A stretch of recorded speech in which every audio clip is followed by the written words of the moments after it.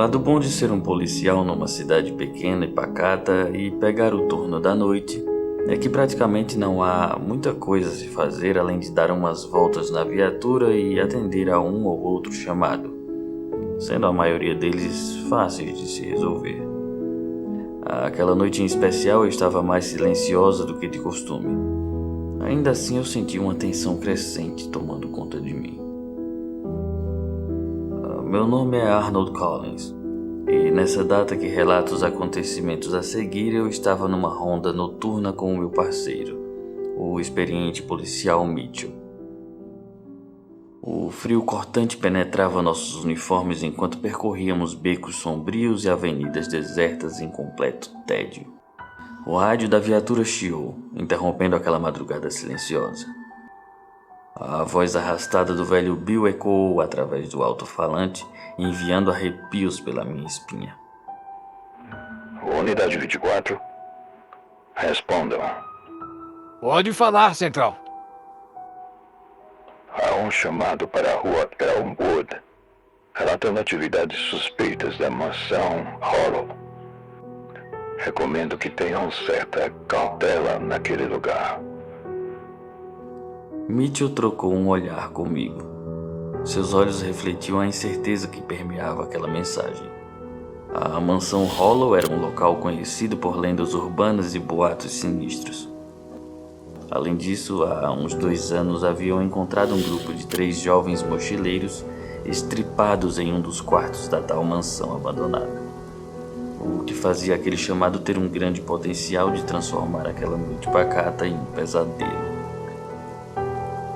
Intrigados e um tanto apreensivos, nos dirigimos para lá. As luzes da cidade pareciam se apagar uma a uma enquanto adentrávamos naquele bairro mais afastado.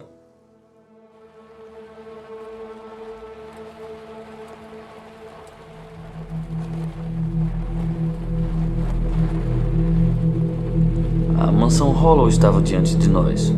Uma estrutura imponente feita de pedras e envolta em sombras de 2 grandes carvalhos que erguiam-se gigantescos, um de cada lado da porta da frente. As janelas pareciam olhos vazios nos observando, como se a própria casa fosse uma entidade silenciosa.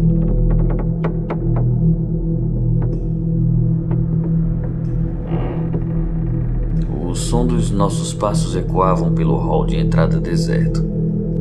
O silêncio perturbador era interrompido apenas pelo ranger do assoalho sob os nossos pés.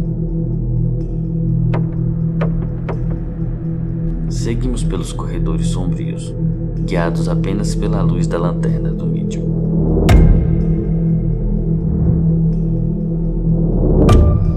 De repente, um murmúrio ecoou pelas paredes.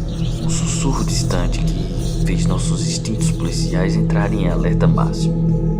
Mitchell apertou o cabo da sua arma, mantendo seu olhar fixo em cada sombra, enquanto eu me virava de um lado para o outro sem saber ao certo o que deveria procurar.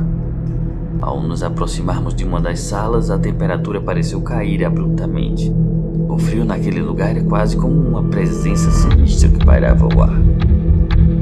De repente, a luz da lanterna do Mitchell piscou e se apagou, nos deixando na escuridão total. O murmúrio cresceu, transformando-se em risadas abafadas que pareciam ecoar por todas as direções. Minha boca secou, meu coração disparou, me fazendo sentir vontade de correr daquele lugar imediatamente, mas sequer sabia a direção que deveria tomar. Senti um toque gelado em meu ombro que me fez dar um salto e apontar a arma na direção.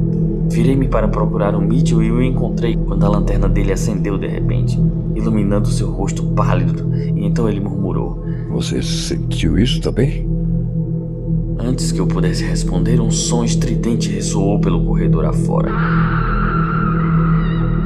Como um grito distante. A adrenalina pulsava em minhas veias enquanto, sem pensar, saímos correndo em direção ao som, com nossa lanterna oscilando na escuridão. A sala à frente era como uma biblioteca empoeirada, com livros antigos empilhados e estantes desgastadas. No centro dela havia uma figura encapuzada que estava de pé, as costas voltadas para nós e balançando de um lado para o outro, murmurando palavras ininteligíveis.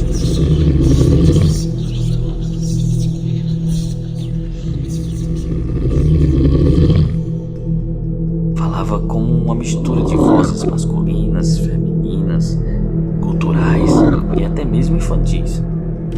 O medo percorreu meu corpo enquanto observávamos, imóveis, aquela cena sobrenatural. A figura se virou revelando olhos vazios e sem vida, um rosto seco e repuxado em uma careta de ódio e dor. Uma onda de pavor nos atingiu quando percebemos que estávamos enfrentando algo que ultrapassava os limites da razão humana. Instintivamente disparei minha arma contra a criatura, mas as balas não pareceram surtir efeito. O ambiente se tornou ainda mais opressivo, como se estivéssemos presos em um pesadelo. Puxei Mitchell pela manga da camisa e corri para fora da sala, buscando uma saída daquele labirinto de portas e corredores. As paredes pareciam se fechar ao nosso redor, as vozes e gritos distantes crescendo, como se viessem em nossa direção. Finalmente encontramos a porta da frente, mas ao abri-la, nos deparamos com uma visão apavorante. A rua estava envolta em névoa densa e as luzes da cidade haviam desaparecido. Estávamos sozinhos na escuridão. Era como se somente existisse aquela maldita mansão no meio do nada. O rádio da viatura chiou novamente e a voz arrastada do Bill chamou mais uma vez. Unidade 24, já chegaram ao local? Unidade 24, respondam. 24, vocês estão aí? Disparei correndo e entre uma sucessão de tropeços consegui chegar até a viatura. Agarrei-me ao rádio e respondi. Bill, pelo amor de Deus, manda reforços pra cá. Tem alguma coisa, alguma criatura, eu não sei, cara. Enquanto o rádio continuava repetindo a mesma mensagem do Bill, indicando que ele provavelmente não tinha me ouvido, dei uma olhada rápida pelo para-brisas à procura do Mitchell e o vi caminhando calmamente em direção ao veículo. Uma ventania extremamente intensa havia começado e balançava os galhos dos grandes carvalhos, lançando poeira e folhas com violência em todas as direções, fazendo também com que as janelas e portas daquele lugar maldito batessem em frenesi. Mitchell, corre, cara! Anda, vamos correr fora daqui! Gritei para o meu parceiro, mas ele calmamente continuou sua caminhada até que entrou no carro. Não sei como você consegue ficar calmo uma hora dessas. Falei já arrancando com a viatura em um cavalo de pau e seguimos na direção que eu sabia ser a saída dali. Seguimos por um terreno inclinado e mesmo que eu não conseguisse ver a estrada, eu não parei de acelerar em momento algum. Olhei pelo retrovisor e a mansão estava ficando cada vez mais longe e me senti mais aliviado. Soltei um suspiro e falei para o Mitchell.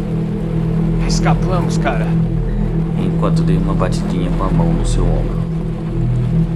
Nossa, Mitchell, você tá gelado, cara. Ao dizer isso, eu olhei novamente para o rosto calmo do meu parceiro, que me olhou de volta, e assim pude ver o vazio abismal que havia em seus olhos.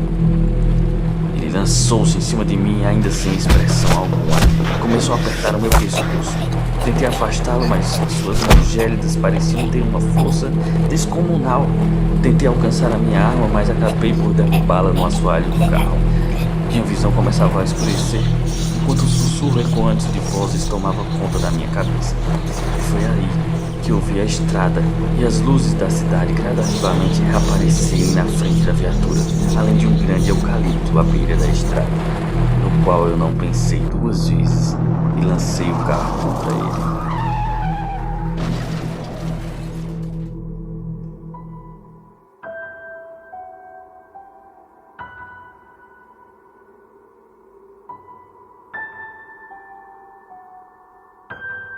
Acordei 2 semanas depois no hospital.